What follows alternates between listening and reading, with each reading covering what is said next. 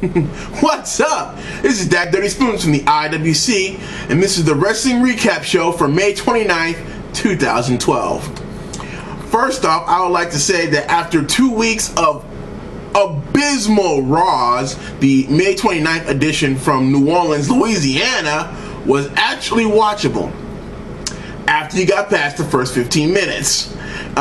This Raw started with the Big Show cutting a promo, and I thought the best part about the promo was how he addressed a lot of the issues that I had with the way that WWE has handled his heel turn, and especially the entire episode where he was, crying in 1 minute and then they were just had Brodus Clay come out the next. He really addressed a lot of the issues and said that was a major motivating factor. So I'm not quite sure if WWE is actually reacting to what the IWC marks like myself are saying about them on Twitter, or they actually had a calculated plan with foresight, and everything's not just a random coincidence. If you ask me, I think they got lucky. They were reading the web, and creative got some ideas. And you know what? If they keep doing stuff like that, I'm not going to be upset about that. I'm really not. But again, after that, we went into a few matches.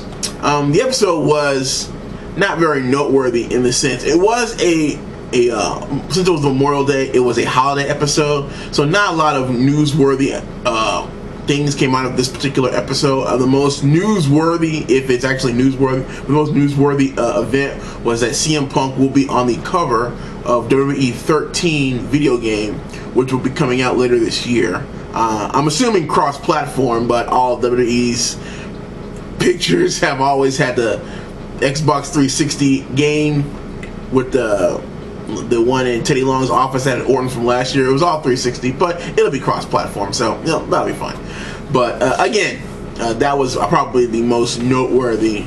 Well, maybe the fact that it's going to be a steel cage between the Big Show and John Cena, but I'm not interested in that match. I don't care how many gimmicks they put in it. Anyway, but outside of the ring, WWE and TNA have been very, very, very busy. First off, WWE Raw will be going 3 hours permanently starting in July with their 1000th episode. I do not like the idea, I said this before and I'll say it again, that they need to be able to make 2 hours Raws interesting from start to finish before they start trying to make 3 hour Raws interesting from start to finish. They are moving along several storylines at once, and we're not getting a complete story in any one of them, including the Dolph Ziggler and Vicky Guerrero. Dolph Ziggler wanted to be on his own angle, is just now getting started. That could be interesting. We got the CM Punk, Daniel Bryan Danielson rivalry that's turning into a three-way with Kane being introduced in the past couple of SmackDowns and Raws. That's interesting. We have John Cena and Big Show, which was John Cena and John Laurinaitis, but now it's been transitioned to John Cena Big Show. That's not interesting at all, but they're still going with it. On top of that, we even had a little tease of John Laryngitis versus CM Punk. So they've got a lot of irons in the fire, and I think that in their minds that they're going to start a lot of these storylines now and then expand upon them once Raw goes 3 hours. But again, these storylines are not all as compelling, and a lot of them are rehashes of old rivalries that we've already seen, especially from some long-time wrestling marks as myself.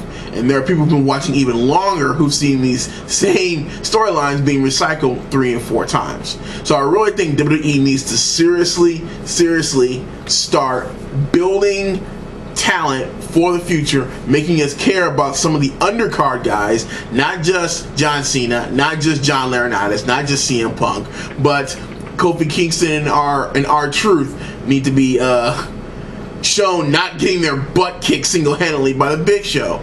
Santino Marella needs to be not jobbed out to Alberto Del Rio. I mean, there's a wealth of talent that I personally think that WWE is letting fall by the wayside, and the reason why is because they're trying to get over these big name talents that are just recycling rivalries from old time. I think that you really need to seriously consider moving some of those guys over to SmackDown for some fresh rivalries and bring some of those guys up, like Cody Rhodes, like Dolph Ziggler, bring them into the upper card, and let's see some new matches in these 3-hour marathons that you guys are obviously forcing down our throats. But again, what do I know? I'm just a 10%er, according to Mr. Bischoff. Anyway, that actually leads us to TNA, which they're having a new programming update. They're actually going live this summer, starting Thursday, May 31st. And in this huge live edition of Impact, Sting will be making his return to the ring. This is, again, I'm actually more confident that TNA will be able to pull this off.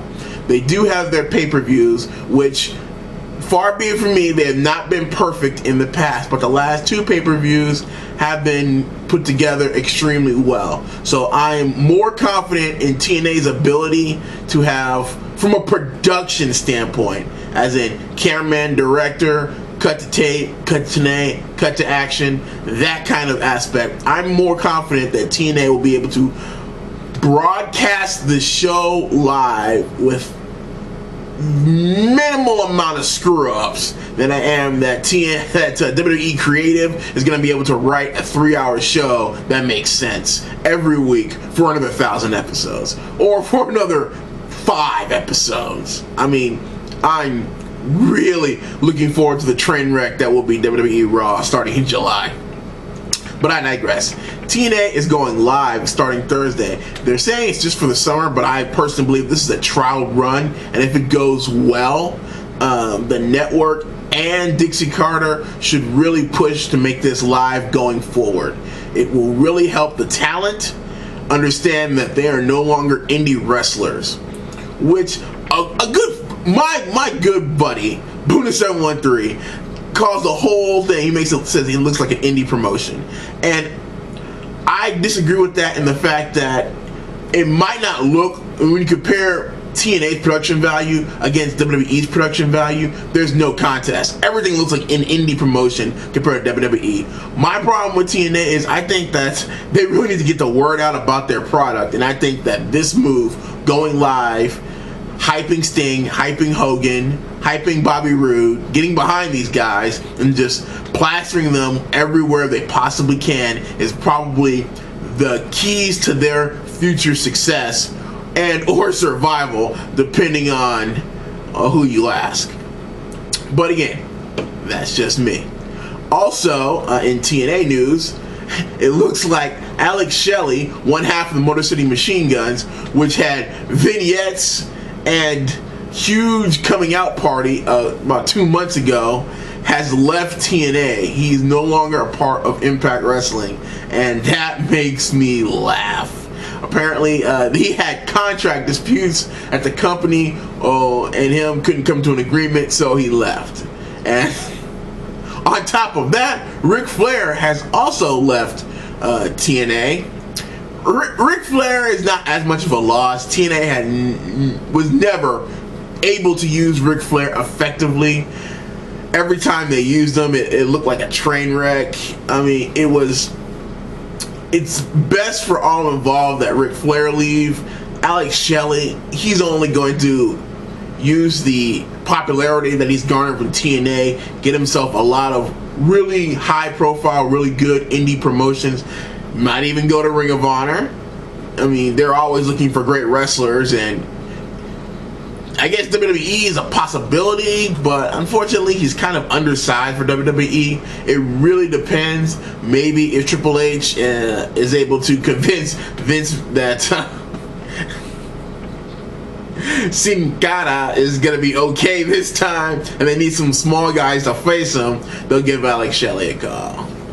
Hey, maybe. I don't know. Anyway, that's all the major news-worthy events from the last couple of weeks of wrestling.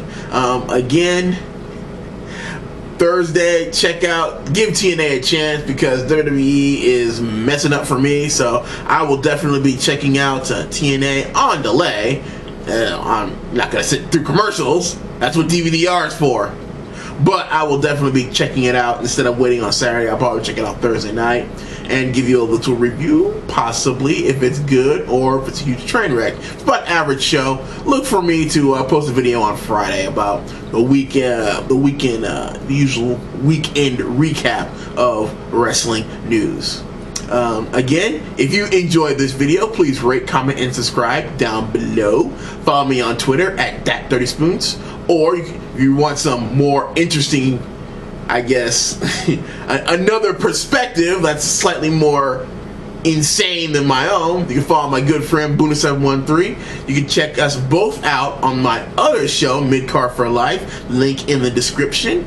And our last episode, we talked about the top 25 talkers list that WWE had posted last week. That was a hoot and a holler if there ever was one. But check that out if you're interested. This has been That 30 Spoons from the IWC, signing off.